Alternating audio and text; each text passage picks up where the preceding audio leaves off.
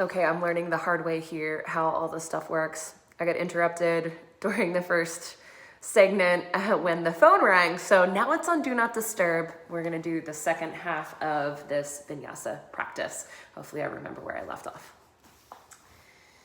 All right, so we're back at the top of the mat now. Feet together, squeeze those inner thighs. We're gonna find that awkward chair variation.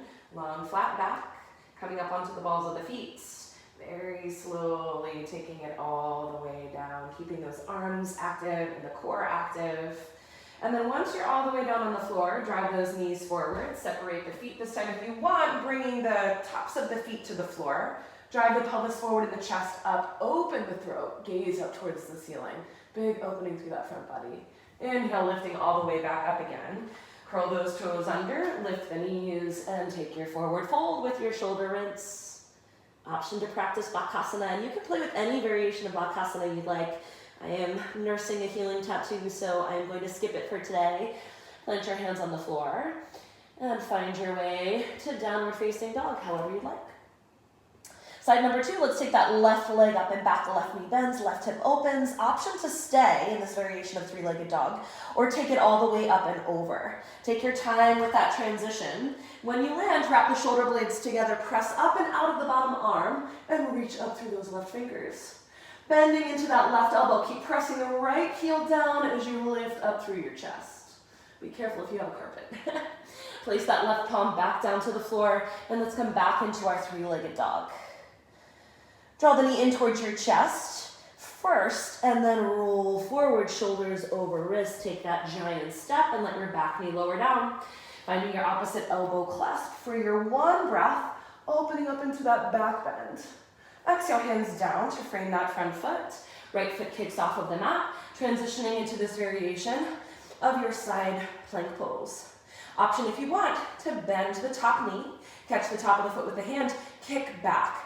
Remember that we're not collapsing into the lower back and that we're working to keep both hips parallel to the side of the mat. Gaze can go forward, down, or up. Release that foot, extend it straight back behind you. Press off of your bottom hand, let's find gate pose. Left forearm to the top of the thigh, right arm reaches up and over, big side body stretch. And then cartwheel that hand back down to the floor.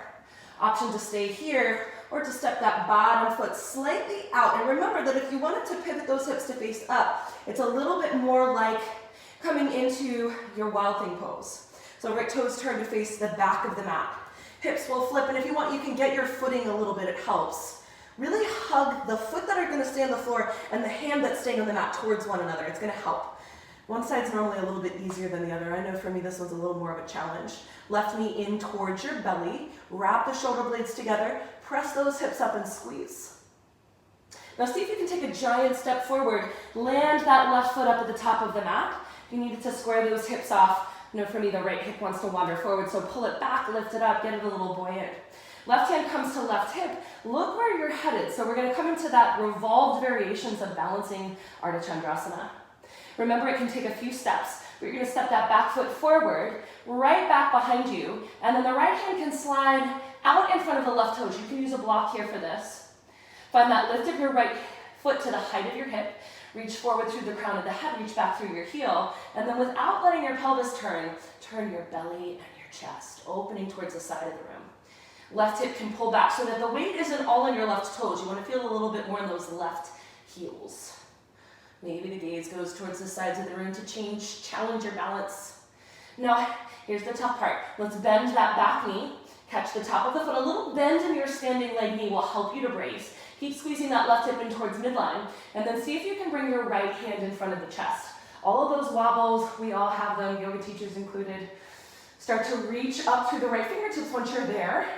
And then kick the foot back in this revolved variation of Natarajasana, dancer pose. So the kick lifts, the foot lifts up as the hip rolls forward. 2 more big breaths, opening, opening, opening. And then step those feet together at the top of the mat. Arms going forward. Last time through the sequence. Squeeze the inner thighs. Start to sink those hips down. Oops, I thought I wasn't recording. Sink those hips down. Ooh, I was like, no, I'm really bad at this. I need a camera crew. All right. Hips sink all the way down to your heels. Drive the pelvis forward, hands to the lower back. Separate those feet, any variation you want to take of your camel pose. You might stay here, you might reach that right arm up and back, taking an asymmetrical version. Try to keep the pelvis level. If you're taking one side, you're going to do both. Left hand to the back heel, right hand to the back heel, left arm up. Inhale, rising all the way back up through center. Exhale, heels to the floor, hips lift, hands come behind the back. Interlace those fingers. Arms move up and over. Hands release down to the floor. Bakasana or not. Making your way back to downward facing dog. Inhale, right leg goes up and back. Bend the right knee, open the hip. Maybe taking it all the way up and over. Option if you're here and it's in your practice to take it all the way over into your full wheel pose. I don't think I'm warm enough for that today. All the way back around again. Right hand to the floor. Right toes reach up and back. Exhale, step through. Back knee lowers down. Arms reach up. Opposite elbow clasp. Hands release all the way down to the floor. Slide that back foot off. Finding your side Vashisthasana variation.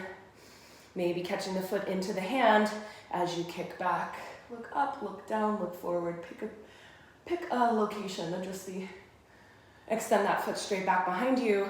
Bring the inner edge of that foot down. Spring off to lift up. Release all the way back down again. Second variation if you'd like.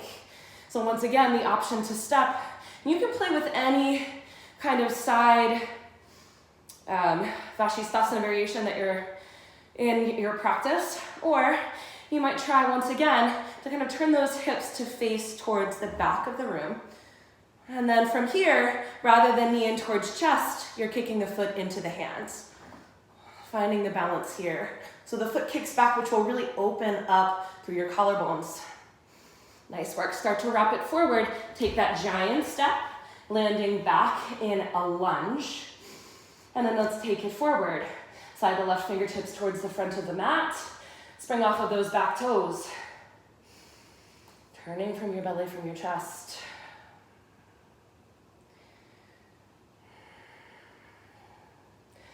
Option here to windmill the arms. So rather than coming up into your revolved variation of Natarajasana, you're going to start to sweep the left foot forward, the left arm up, the right hand forward, and the left arm back. Maybe catching the outer edge of the foot and coming up into this balancing twist. And then maybe turning belly, chest, and knees towards the space behind you. Keep firming up your standing leg. Nice work. Keep the leg extended for now. Sweep the arms all the way up to frame your ears, pressing out of the standing leg. Reach for 3. Breathing for 2. And on 1, step those feet together. Last standing side. Drop the pelvis down, squeeze the inner thighs. Take it all the way down to the floor. Hips forward, hands to the lower back, to the backs of the heels. Full camel pose, or if you want, half. Inhale, hips forward. Weight comes back into your heels. Straighten the legs. Interlace the arms. Bring them up and over. Hands to the mat. Any way that you'd like to make it back to downward dog, vinyasa or don't, your option.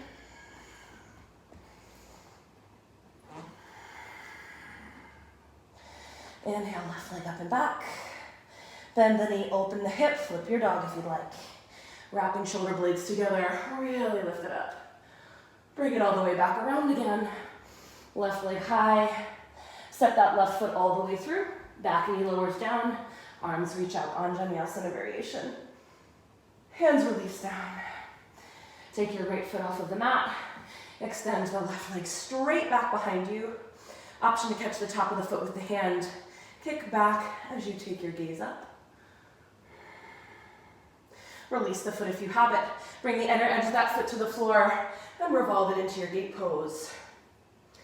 Hands release back down. First, just the right hand, firming up the inner edge of that left foot.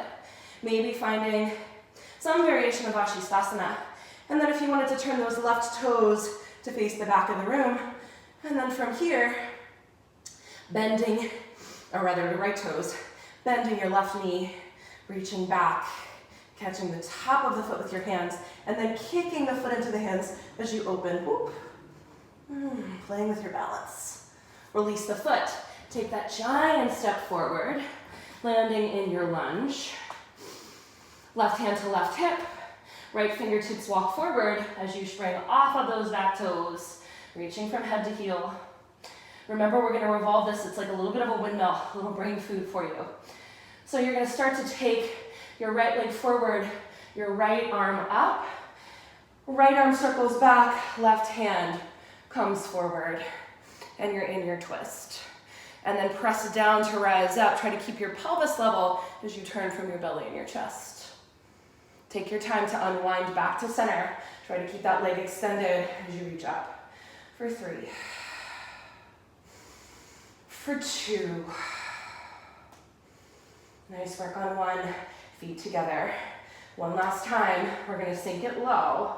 This time we're going to let it take us onto our backs instead. So we're going to work into a boat pose, Navasana variation.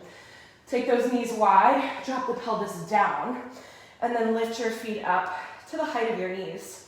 Interlace all but your forefinger, cross your thumbs, lift your arms all the way up above the head, and then extend forward, bringing the shoulders to a hover.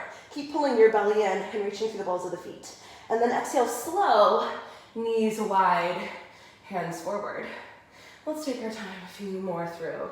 Legs extend, arms come up above the head. We're in the shape of a canoe. And then lift it up. Feet together, knees out. 5 more times. Less momentum carrying you up and more a sense of control. You'll get a lot more out of it. You can use your exhale to rise. I know for me that's super useful. 3 more. Keep breathing. Maybe smile. Sometimes we fake it and then we make it. Last one. Lift it up. Catch the outer edges of your feet. Bring your heels to the floor and then round it forward. You might use your elbows to press your knees down, or you might bring your elbows in front of your knees. If you feel a little scooped underneath of yourself, you might bring your hands behind you and kind of work to create more of a tilt forward in your pelvis, which might mean that your pelvis isn't as close to your feet, and that's fine. And then let your forehead release down towards your feet. No need to force it, but you're just letting your back move in the opposite direction from all of the back bending we've been doing during our sequence today.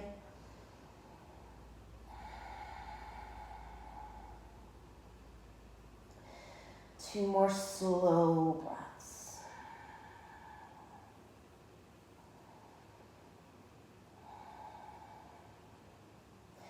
Inhale to roll yourself all the way back up again, maybe catching the pinky edges of your feet. Lean yourself back and then draw the shoulder blades kind of down and together. Belly tightens towards the spine, and we want to make sure that we're not dumping into the lower back. There's still that sense of lift. Option to stay here, or maybe bring the knees in towards your armpits, chest forward, gaze up. Final option, you might straighten the legs into your hands, and then press the balls of the feet into your fingers, fingers into your feet. Try to draw your shoulder blades down and together as you continue to tighten your belly. Maybe start to bring your feet together, touching your ankles, elbows in, chest up.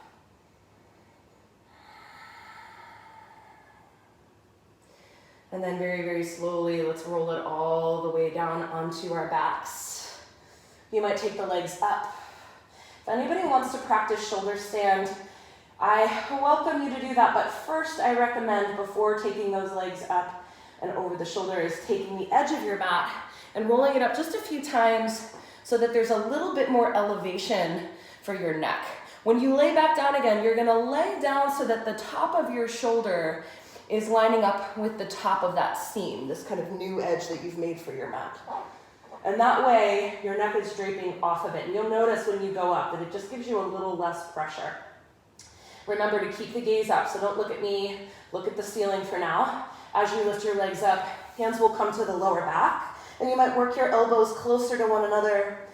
Hands are behind you, and you're reaching through the balls of the feet. You guys have heard me say it before. It's like your feet are like in invisible Barbie shoes.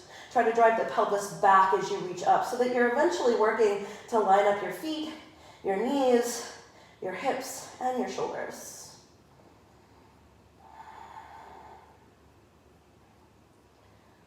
And then very, very slowly, maybe bringing the legs up and over the head. I don't look like I have enough space, so I'm going to stay here. But if you'd like to practice halasana, feet come over the head. Remember that your neck should never, ever, ever be compressed against the floor. If that's happening for you, don't risk it. Just keep the legs where they are. And a block underneath the back of the pelvis is always a great option.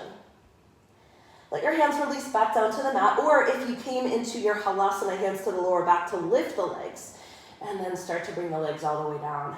Another opportunity to really utilize that core strength, belly button in, legs squeeze as you bring the feet all the way down to the floor. Slide the hands underneath of your glutes, hug those elbows underneath of your body, and let that start to help you lift your chest. So much that you're lifting your head. It'll probably unroll your mat for you. Look towards the space behind you, and then drag your heels towards the center of the mat to bring the crown of the head just barely onto the floor. Keep the chest lifted and the collarbones broad. Keep squeezing those inner thighs together. 5 deep breaths. Softening your gaze. Last big inhale. And exhale all the way back out. Inhale, lift your head, look at your legs, and then bring the shoulders all the way back down to the floor. Bring your hands out from underneath of your glutes. Draw your knees up towards your chest and let your arms fall out to the sides of the body in the shape of a T or a cactus. And then you're gonna let both of your legs drop to the right. I like to scoot my right hip towards the center of the mat so that the twist is really happening through the core and through the upper body rather than in the pelvis. You might even stack that left hip over top of the right hip. If it feels like your shoulders aren't quite even down on the mat, press into the back of your head and scoop both of your shoulders over to the right, and you'll feel a bigger sense of connection between the back of the body and the floor. And then turn your head in the opposite direction from your knees.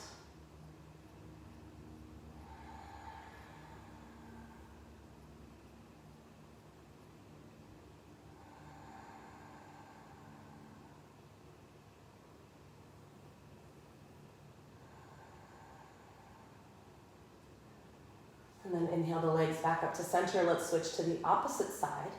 Both knees dropping over towards the left edge of your mat. Left hip might scoot towards the center. And you're working to really make sure that right hip is stacked over the left hip so that you're turning from your belly and your chest. And then for most of us, and this is just a small little adjustment, try it. Even if you've never done this before, press the back of the head into the mat and then lift your shoulder blades and kind of scooch them both over to the left. And you'll feel how it more evenly drapes the back of your upper body onto the mat. And then see where you can soften. Is there anywhere that you're holding on that you can begin to ease away those habits? And it's not a matter of chasing it away. It's just a matter of beginning to notice, to pay attention. And then we can make conscious choices about our physical actions.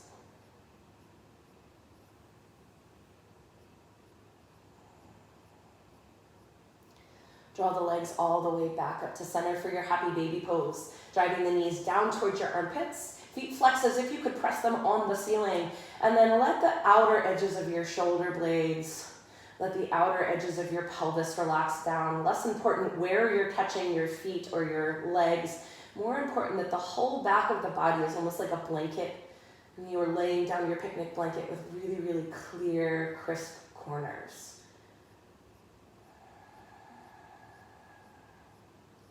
Press the foot into the fingers as you press your fingers into the outer edge of the foot. Make it just a little bit more dynamic here.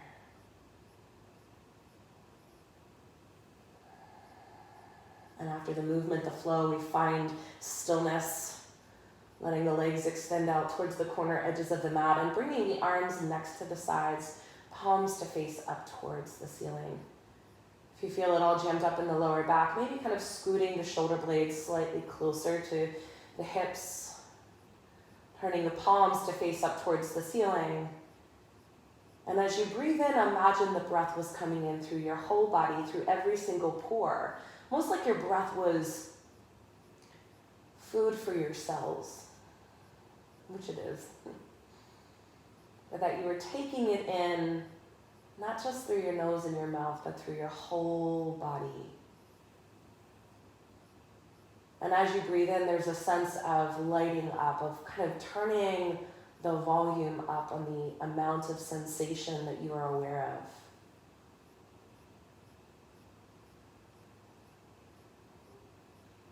of. In a way that makes you feel more deeply connected with the landscape of your body. That you are the landscape of your body.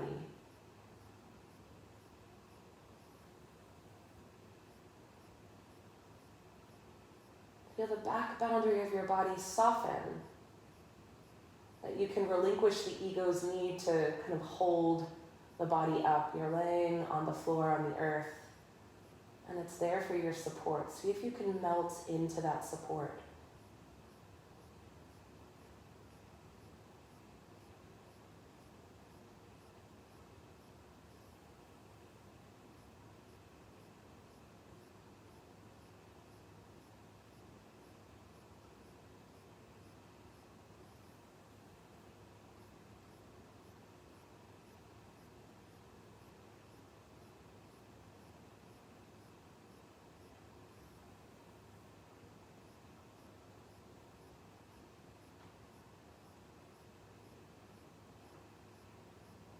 With each new wave of breath, that breath in lights up our awareness.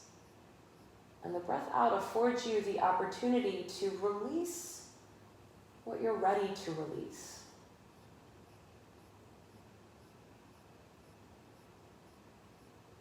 And normally the things that we are able to release come from a place of knowing them. When we try to chase things away, in general, they just kind of end up somewhere else. So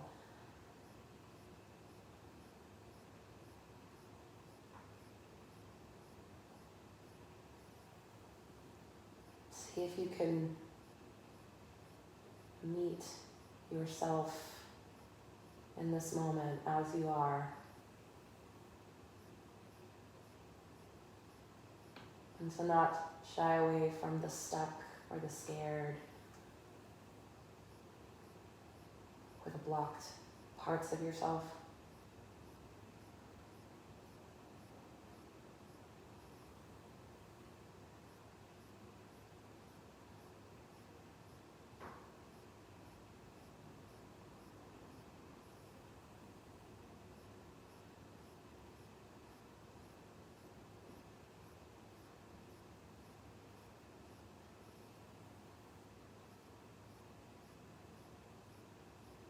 Please feel free to pause this video if you'd like to stay in your Shavasana for longer. Otherwise, inviting in a fresh wave of breath, and as that breath washes over you, see if you can let there be some juicy movement.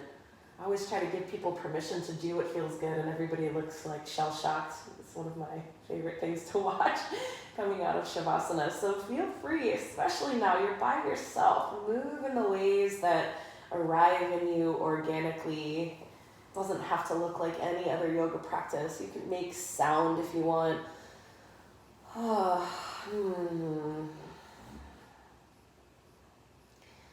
And then as you are ready, make your way onto one of your sides. You can let the bottom arm be a little bit of support for your head. And treat this like a position. This is our welcome back party. When you're ready, pressing all the way up into a seated position, whatever comfortable seat might be for you. Bringing a hand to the belly, a hand to the chest, and breathing into your body, which is your home. And breathing out. Maybe knowing that energetically and cosmically, though we're not able to practice together, I feel you. I feel you all.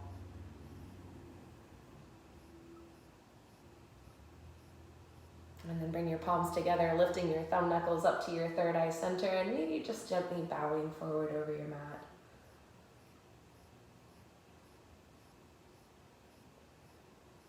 Om Shanti.